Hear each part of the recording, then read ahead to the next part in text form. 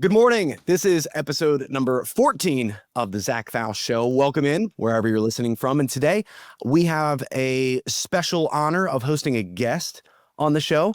The guest today is a friend of mine, someone I've known pre-COVID in the real estate world and watched blossom through the social media spaces, podcast spaces, stages. This is somebody who, honestly, I had a bit of trouble writing down my questions in preparation for because she impacts so many different audiences.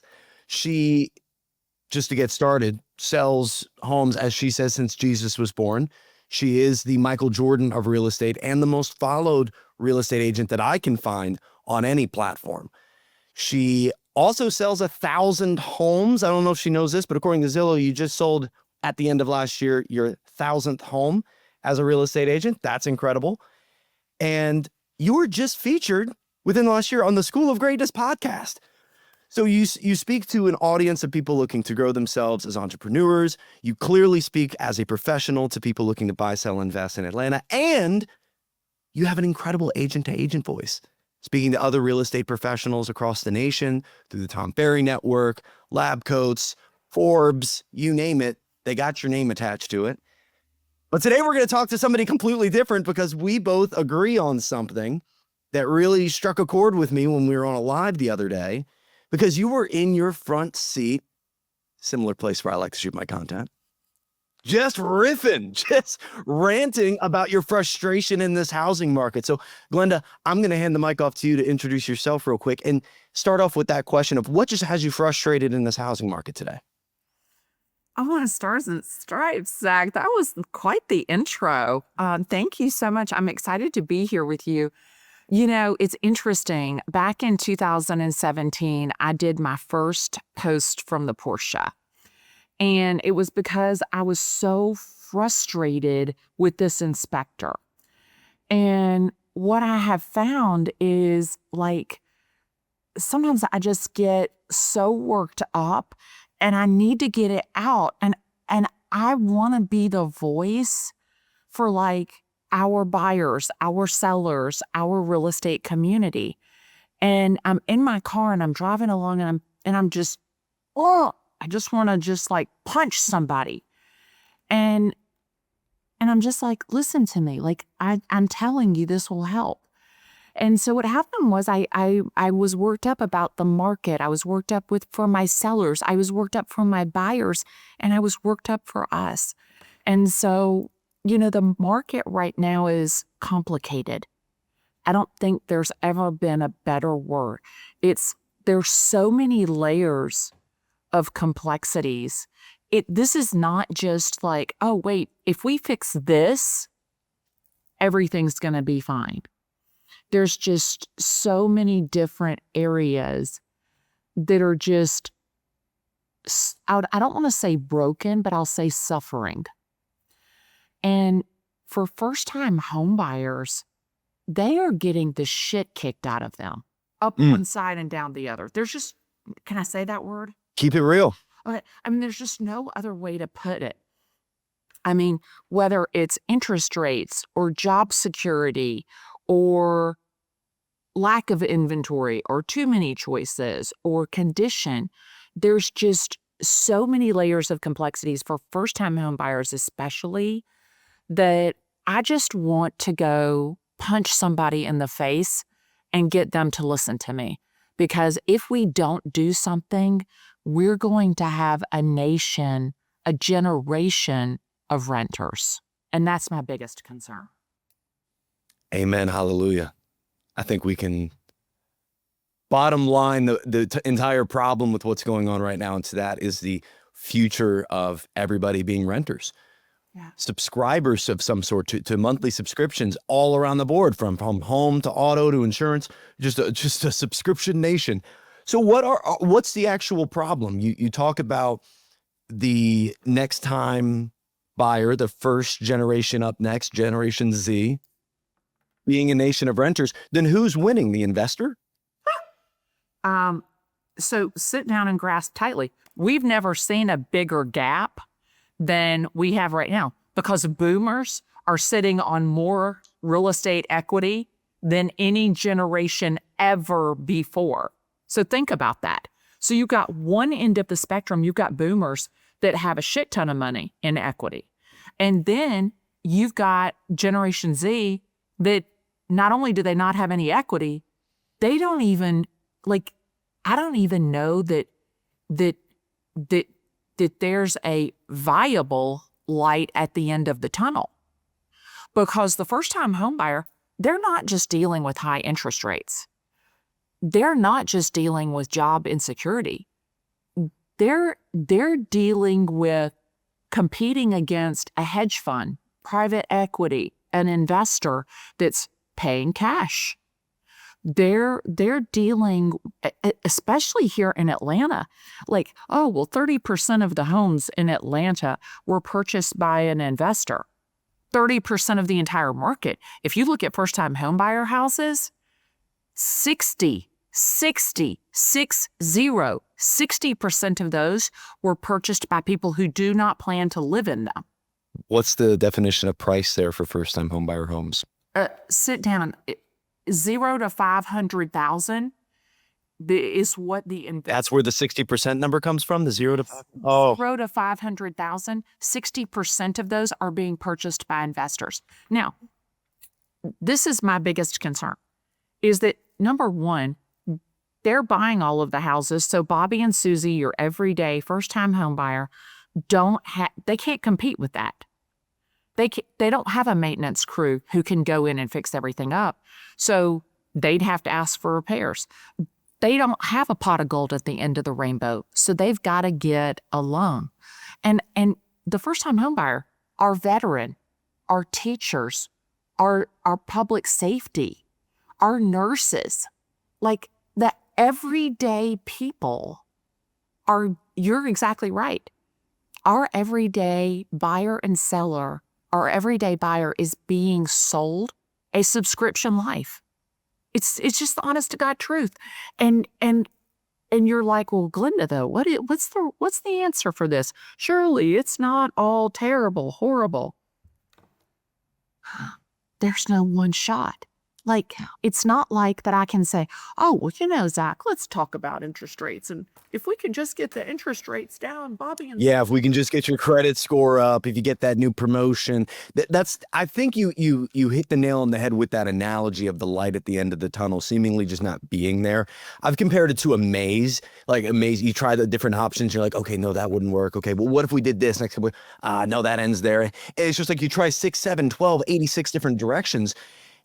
And you get to the point of, okay, there needs to maybe be some actual legislative change to the system of how we commoditize real estate, how we invest in real estate, how it's the American dirt's one of the best international investments literally on the planet, American dirt. And it's the very thing keeping a college graduate out of being able to obtain the American dream. And many boomers would say, well, you need to get the little tiny run-of-the-mill TLC home and put your weight into it and eat ramen. Like, they make 60 grand a year and it takes 110 to qualify. What would you like them to do?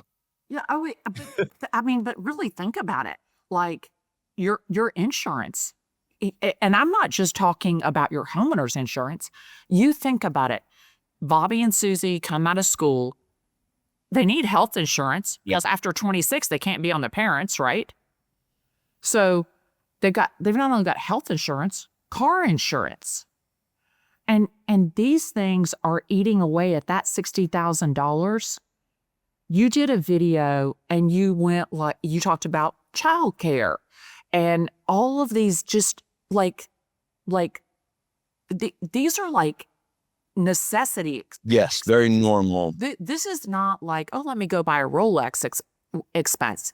This is like butter. Like, do you understand? I did a butter taste test. Do you understand that butter? I know that's another story. Story for another day. But like butter went from $2.99 to $5.99 in a span of like 4 months. And I mean, I'm in the South. Like, you can't cook without butter. Like cream, the cream that I buy for my coffee, like it went from like $1.99. And now it's like $4.99 a bottle. So we're talking about eggs, butter, milk, meat, Have you seen the price of chicken or steak or? Oh yeah, I eat ground chicken pretty much as my primary, and yeah, absolutely got more expensive. I thought I was crazy at first. I was like, no, this is way more expensive than it was. And this is the thing is like, used to, you never ever thought about that. This was the price of your groceries. You had a budget for it. But then you started going to the grocery store and you were like, wait a minute, this is not 1 times more. This is 2, 3, 4 times more than it used to be. And those are the costs. Electric, gas, water, all of those utilities are going up so rapidly that it's keeping buyers from being able to buy. On the Rich BFF podcast, you were asked a question around the Federal Reserve and rates. I want to ask you about that, but I want to confirm some numbers real quick. According to the National Association of Realtors, you brought up investors versus first-time homebuyers. For the second year in a row, as we enter 2025, the first quarter, we have numbers back. 27% of home purchases in America were made by investors, people looking to not make it their primary residence. That's Airbnb, flips, long-term holds, any type investment. While only, again, for the second straight year, we're now seeing these numbers, the first-time home buyers lagged at 23%. So investors are buying more homes than first-time buyers. This happened all throughout 2024, at the end of 2023. This would now bring us to 2 consecutive total years, if you count up the months, of investors beating first-time buyers. And there isn't much answer. The other number I wanted to confirm, you were talking about car insurance and childcare. So in 1995, a car off the lot, the median, according to the Bureau of Labor and Statistics, was $233. Today, according to that same source, is $518.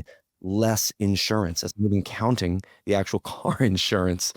Another one, childcare. If you look at the Bureau of Labor and Statistics, $166 per child per month in 1995. 30 years later, it's $1,328.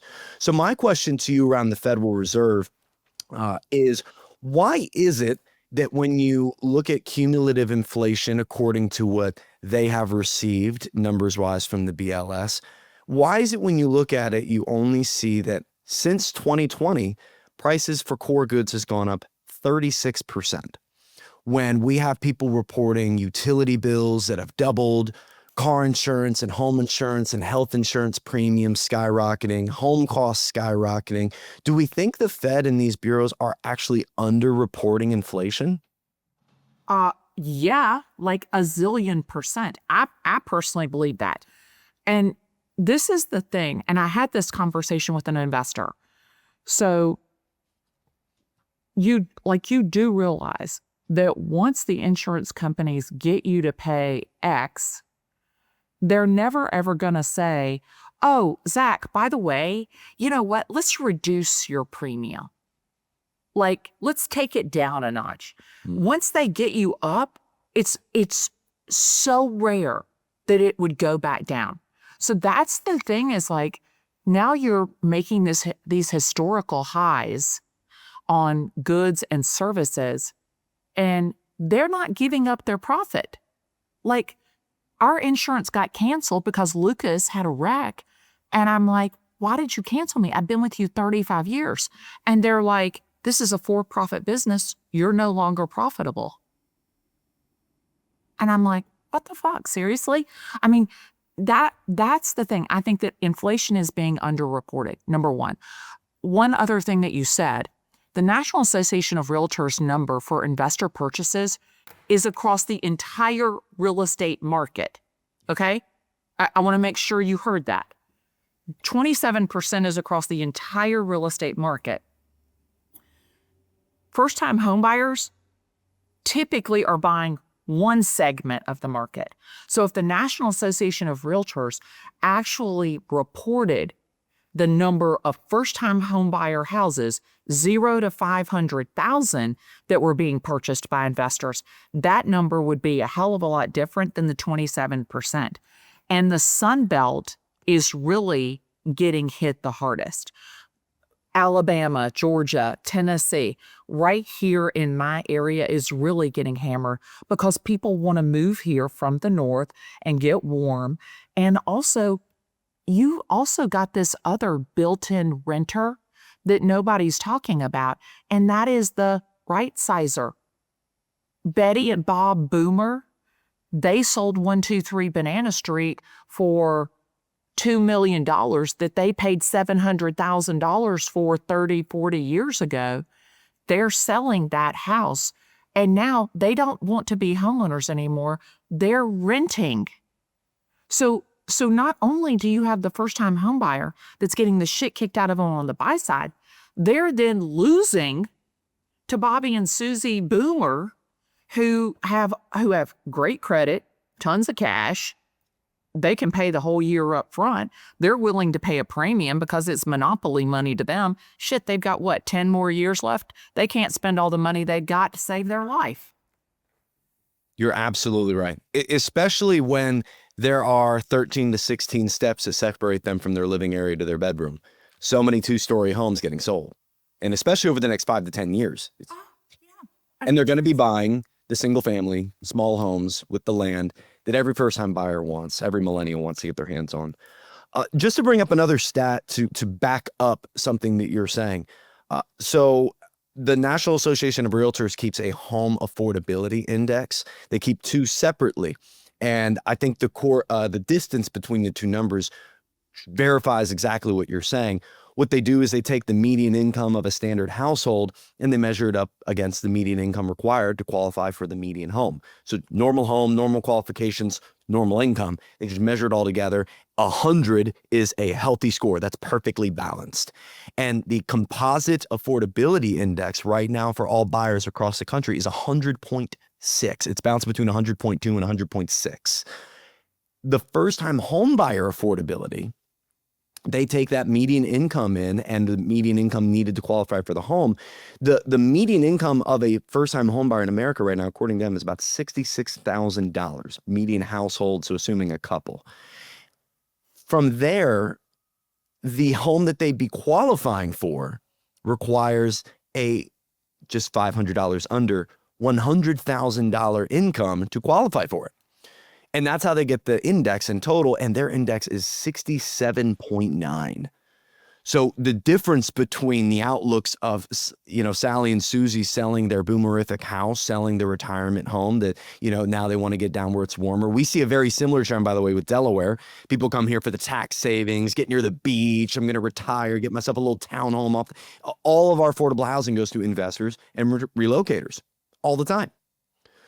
So my question to you would be, being in Atlanta, the hub of private equity homebuyer purchases. So everybody's clear statistically. Las Vegas is a big one. Denver is a big one. Manhattan, huge, more on the commercial side, high-rise side.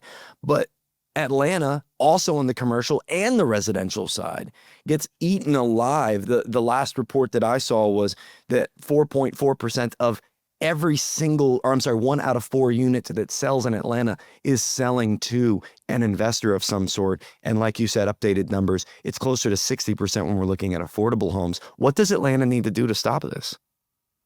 There has to be some sort of legislation.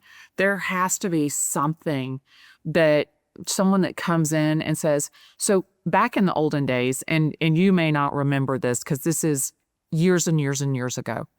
What would happen is if a house had gotten taken back by HUD, Housing and Urban Development, if it had been foreclosed on and taken back by HUD, they had a waiting period where the first 10 days that home was on the market, it was only available to owner occupant. And like the first 3 days were public safety, teachers, that group, okay? And so you had this opportunity time to buy before any investor could buy it. And if nobody bought it in the first 10 days and the owner occupant didn't buy it in the first 10 days, then they would open the market up to these investors. Mm-hmm. I really think, I know you guys are going to say, good God, she's a dinosaur. But listen to me. If you just did that one thing, you don't even need legislation to do that. That's just, if you just did that one thing and said, for the first 10 days, we're going to open it up to the everyday owner-occupant buyer and give them the first opportunity that would clear up a lot of issues. Right. A lot of issues. Right. I believe Canada does that as well. Yeah, but you still go back. I mean, come on. You still go back to Bobby and Susie can't afford it. Yes. And that's I think the bedrock of a lot of the problems that, your analogy of the light at the end of the tunnel. It's tough to see because you talk about lowering rates. We'll make it more affordable. Well, those rates get lowered for everybody, including the investors and the boomers that are waiting to pounce just as much. Yeah, exactly. And on top of that, the wages, number one, wages haven't gone up at the same ratio that housing and inflation have gone up. So bottom line, say whatever you want to say, they just haven't, period, right? Absolutely. But also, there is right now, in my opinion, this huge undercurrent of job insecurity. And that is AI and technology eliminating jobs. And if you want to talk about a number that is underreported, I personally believe that it's unemployment, because the numbers that ADP is providing for like paychecks and stuff like that is definitely not consistent with the unemployment that's being recorded. Now, and I'm not political. Like, the person I want in the White House is the person who's going to create consumer confidence for people to buy and sell real estate, period, bottom line. That's my goal. That's my job. I want to make sure my children have a place to live, my grandchildren have a place to live, that they're not renting back from the world, right? So for me, there's 2 + 2 definitely doesn't equal 4 in the recording. But honestly, there is this undercurrent of job insecurity that I believe most people are not looking at or acknowledging. Well, I'd be curious because I've done some digging into this because I agree with you. I completely agree with you. I've been watching Jerome Powell. I was introduced to Jerome Powell during COVID. I had no clue who this man was until COVID. I didn't follow anything politically. I knew everybody's bench players for every basketball team, though. That's what I knew. I knew all that. Oh. Trey, I got Trey Young up in the background for you. I'm sure you noticed your boy Trey. The knowledge, though, that came with watching this man, right, is the amount of control that actually he has on the economy with how he states he believes inflation is and unemployment is. There's two main mandates at the Federal Reserve: keep prices stable and to keep the job market strong. There's a lot of argument that the first one's a nice big fat F-, but at least at the job market level, it's sub 5% like he wants it to be. But to your point, that doesn't seem right. I agree.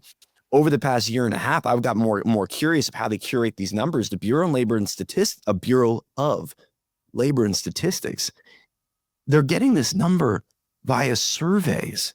They're making phone calls to households and asking if people are employed or not, the people in the household are employed or not. So not only are we relying on full integrity, and I understand survey data and statistics says that if you have a big enough sample size, you are truly getting a good representative of the full, but it's also the definition that we put behind this specific U3 unemployment, which is the 4.1% unemployment, headline of unemployment. We're not counting people that are underemployed. We're not counting people that are part-time by force because the full-time job's not available to them. We're not talking about how many of the people that are employed are having to work multiple jobs in order to get by, who's keeping demand in the job market by holding 2 jobs and not giving the opportunity for that manager, that owner to pay somebody else more because this person's not making enough here, so they're having to do both. They're also not counting anyone who's been unemployed for more than 4 weeks. That number, if you're super unemployed, it doesn't count. They're also not counting, and this is, I think, the biggest exclamation point on the process is broken due to innovation, just due to time. It doesn't count the gig economy, Glennda. Glennda, if you got let go of your job, you're working a 9-to-5 job, and your money got you by well enough every single month, and you got let go from it, the first thing I'd argue that you are going to do is you're going to find a way to supplement your income, not go file for unemployment. Exactly. And so even when we look at the claims from unemployment offices, even though they are climbing, it's not alarming. Claims continue to go up, but again, not super alarming. And you look at the U3, the U6, the JOLTS, the quits, the layoff reports, the non-farm job openings. You look at them all, they're not alarming. But the underlying AI intrusion into the job market, I think, is huge, especially for the entry-level white market or white-collar economy. And we have these massive amounts of people that are making their income, supplementing it between jobs on Uber, and they don't get counted. And so is our job market, to summarize what your opinion is, I believe, is the job market as strong as it's being reported? No. And I would agree with that. No. I would agree with that. And people talk about, well, Glennda, so I was interviewed by Bloomberg last week for an article that came out Monday. And I made this statement to the reporter. I've been selling real estate since Jesus was a baby. I'm the Michael Jordan of real estate. I can sell anything. I can sell any house anywhere in this country. And I have 21 listings that are not selling. People say price solves everything. Price doesn't solve uncertainty, period. And it doesn't solve uncertainty for someone who doesn't know if they're gonna have a job. It doesn't solve uncertainty for somebody who is underemployed.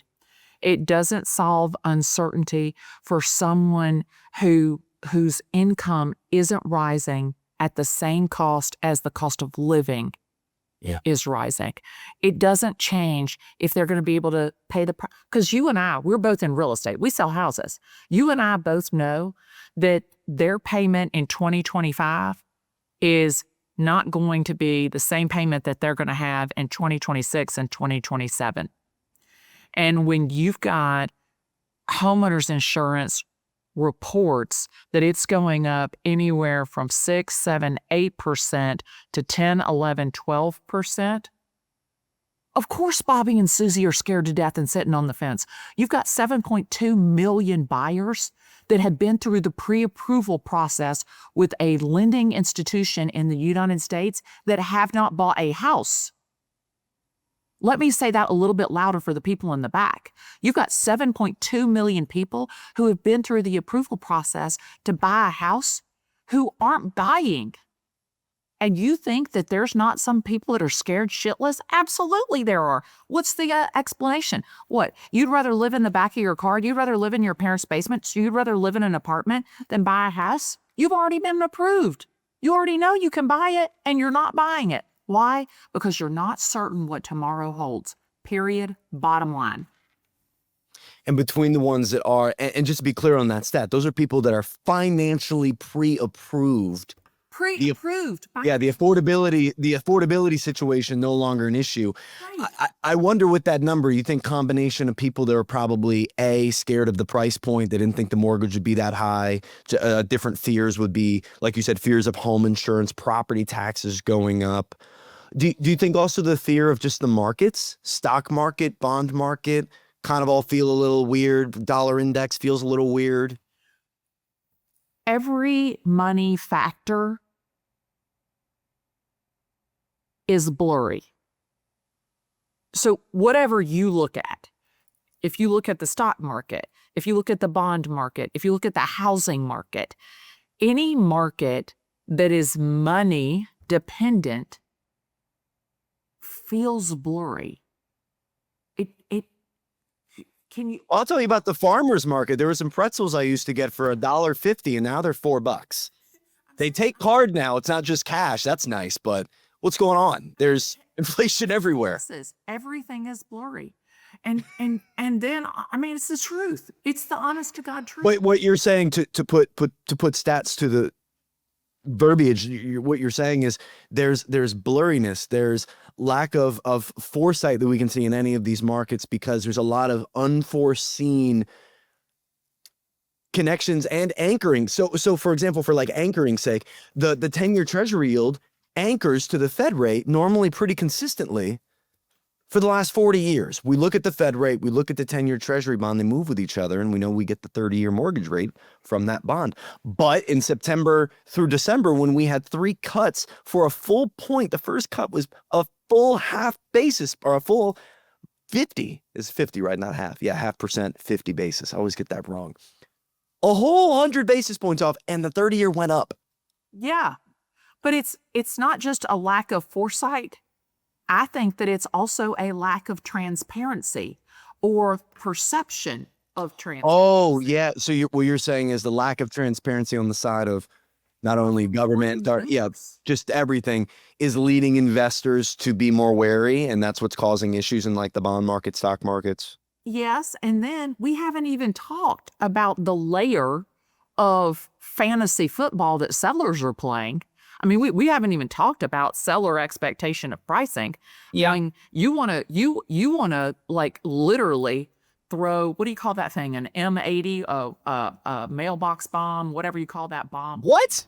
I mean, What are you talking about? what do you call that thing that blows everything up? I can't. A bomb? Are you talking about a bomb? Yeah, but there's a regular bomb, a name of a bomb. Anyway. Like the Walmart version? What are you talking about? Like I blew up this girl's mailbox. What was that called? What are you talking about, Glenda? You can't blow up people's mailboxes Well, it was a long time ago. and act like that's normal. No, it's, was it about 1880? Like, that's not normal. We were in an argument over a boy, but anyway. So like you want to talk about like really shaking up, I won't say a bomb. You want to talk about shaking up the apple cart? Like let's talk about seller expectation of pricing. Like let's talk about and this is my favorite. This is my absolute favorite. Oh, well, Glenda, they took $45,000 off of the price.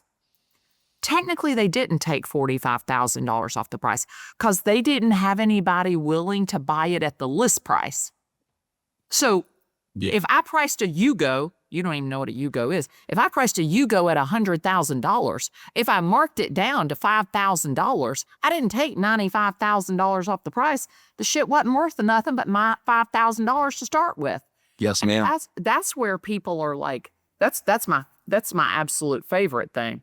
Is that, oh, well, Glenda, I've already reduced the price $100,000. No, you didn't. You just got closer to reality. Like, Now it's only $400,000 overpriced. no lie. I sat down with this guy. This guy says, I want $1,250,000 for my house. This is the listing appointment I went on. And I'm literally sitting there thinking, wait a minute, this house is like a $900,000 house. The guy lists it for $1,250,000, and he goes through, I don't know, 3, 4, 5 real estate agents. And what does it sell for? $875,000. Whereas if you started at $900,000, I don't know, a year ago when I talked to him, he probably would have got $900,000 for it. But no, because he started out high. And this is the thing, is like he thinks in his head, he thinks he took a $350,000 haircut. He didn't take a $350,000 haircut. He paid $400,000 for the house. Yeah. That's the issue. Sorry, I gotta look here. No, you're right. The seller expectations are high off of homes that have sold in the area, and everyone heard the tales of the multiple offers and the packed open houses that came post-COVID. It's just not the reality today. And what you're saying is one of the headwinds against this buyer or this housing market ever becoming a buyer's market is sellers expect too much of a price for their home. Yeah. And I double down on that by saying the big issue with this market, and that being true, and say 2006 through 2010 where we saw that, is there's not a lot of push from the seller to need to sell. I have to sell because I lost my job, my IRA's in the toilet. Like there's no real reason they need to sell. And so, and if there is death, divorce, diamonds, I've heard the one that you go through. A lot of those still allow you to let it sit on the market. Just there's no real push, you know. So I think that this market's very much different, and we're not going to see those gigantic, realistic price cuts as often as we'd like to see them, real price cuts. It is a lot of headlines, and you see them all the time. Record price cuts everywhere. I see price cuts. I'm like, yeah, they're But it's They're just getting closer to reality. Yeah, they're just getting closer to reality. Yeah. Yeah, and the whole delisting thing. Don't even get me started on sellers or delisting bullshit. I mean, yes, they're delisting. They're canceling the listing with Susie and they're listing it with Lucy. I mean, they keep thinking that if they change real estate agents or, if they paint the living room or if they get rid of the god awful, pink front door, that it's going to sell. And in that article, I say price doesn't solve everything. At some point, price will fix it. At some point, you'll get to a price where it will be valued as a commodity. But it's just so far down the road that I was at a listing appointment the other day and I said, how much? And I ask every seller, how much do you think your house is worth? And the seller tells me how much he thinks the house is worth.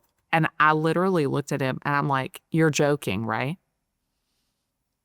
And he looks at me and he goes, no, I'm not joking. I literally thought he was kidding. I was like, Ashton Kutcher's here. Like, Looking for the cameras in the room. I thought I was being pumped. I was like, get the fuck out. Seriously? Do you honestly believe your house is like, on what planet would you pay that for this house? And I looked at him when I realized he wasn't joking. And I looked at him and I said, let me ask you a question. Would you pay that for your house? And I think he was shocked that I clapped back like that. I mean, of course I didn't get the listing. They threw me out, but it was okay. Because it's the first love, second wife, third real estate agent. And I'm fine with that. Yeah, it comes back to you. Yeah. Glennda, I want to finish off with two main points, a change and an action. I want to ask you, what's a change you think that could realistically be made that could create actual results, more affordability for the first-time buyer today? And what's an action that somebody listening to this right now could take to at least get them on the right path? Obviously, it's a long path. It's a maybe, like you said, blurry path, but at least get them on the path. So what first would be the change that you could think of that would bring more affordability into the market? Yeah, I think, and I don't want to sound like negative Nancy.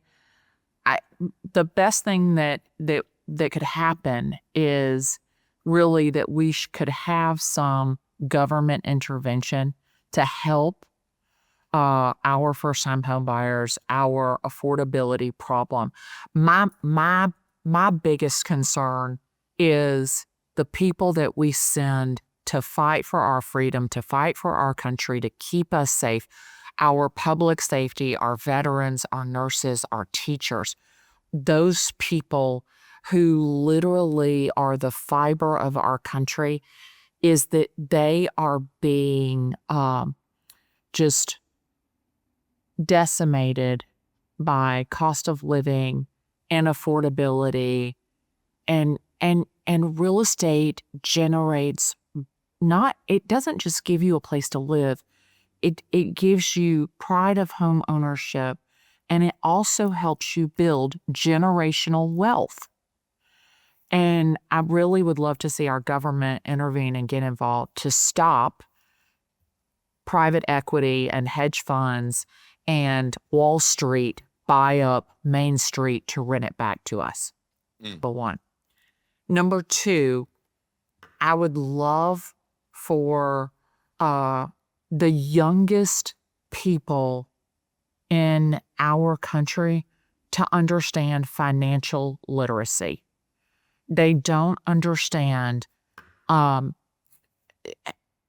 don't understand how to work the system. You're taught how to be on a hamster wheel. You're taught how to go work for these corporations that have no interest in helping you build your wealth. And I would love if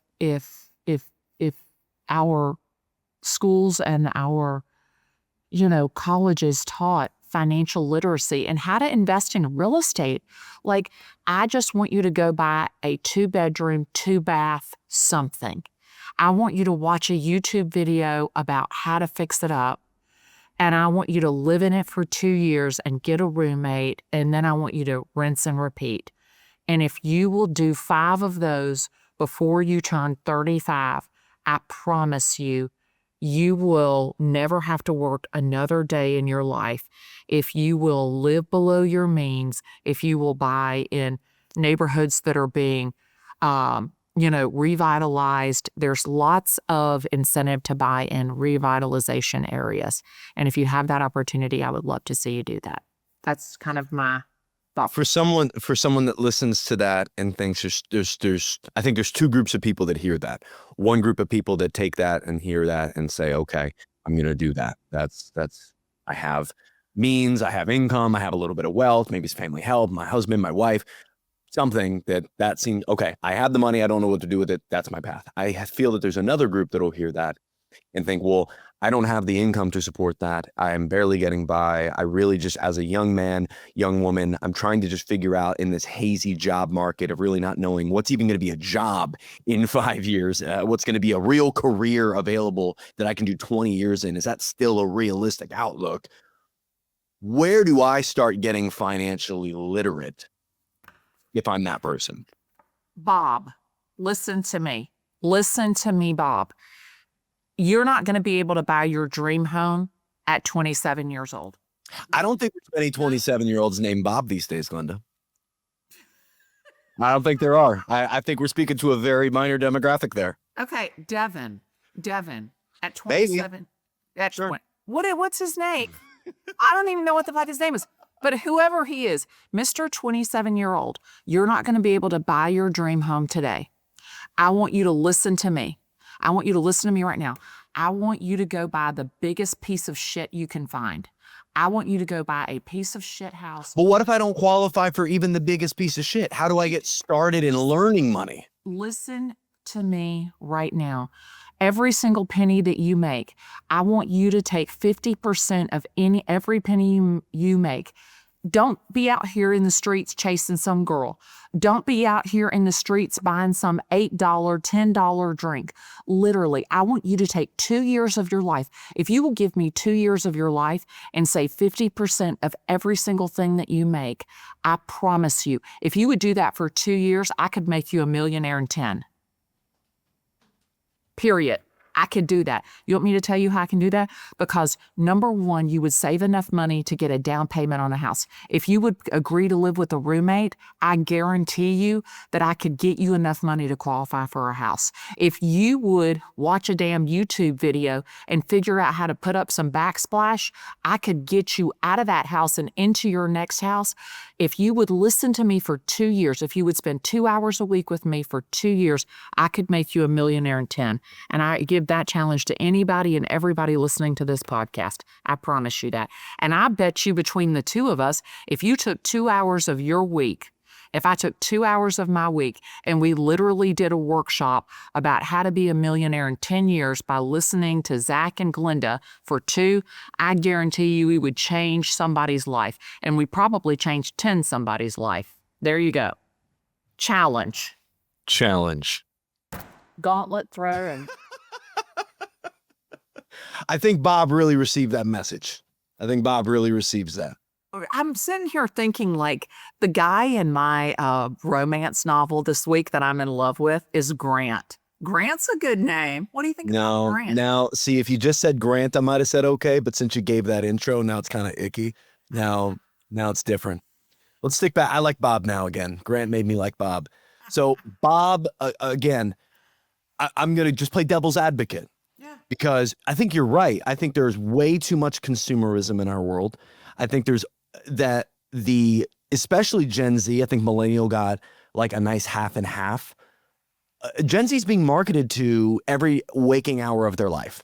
It's no wonder they're consumers. It's no wonder they're subscribers. There's not a bit of wealth education, fiscal education, monetary education, how the whole system works education. Because here's where I take it as a perspective of, I think the system is rigged. I think it's the wealth win and the wealth keeps sifting. And you need to understand how it's rigged in order to get better at playing it, because that's really your only option outside of leaving or leading a revolution. So my again, devil's advocate would be, where do I get bare bones, Glennda? Like, I can't get 2 hours of your time for 2 years every week, even though that sounds great. What is there a book? Is there a podcast? Is there a YouTube channel? Is there a person I should look up that is going to get me if I had just no idea even how a mortgage works, if I don't know what interest rates are? I don't know any of this. Where do I get started so my brain can start reprogramming itself for wealth? There's so many opportunities to there's so many opportunities and there's so many pitfalls. Because I could tell you, Google, figure out who's the best financial guru. And you know who it would send you to? That fucking Dave Ramsey. That's who it would send you to. We love Dave Ramsey slander here. That's who it would send you to. Somebody who is so damn rich, who doesn't, Still preaching 20 and 10% down payments is the only option. Yeah. Like, that's the thing. Is like, Credit scoreless mortgages. this is what I want you to do. And I know that you're going to, you and I know that this is true. Go online and just start Googling, start researching, start looking, but make sure whoever you're listening to, the guru that you're listening to, make sure that that person has some real experience. I will tell you, I love Darren Hardy. I love Lewis Howes. These are people that are not trying to sell you. They're really trying to better you. When I listen to Charles Givens, Financial Self-Defense.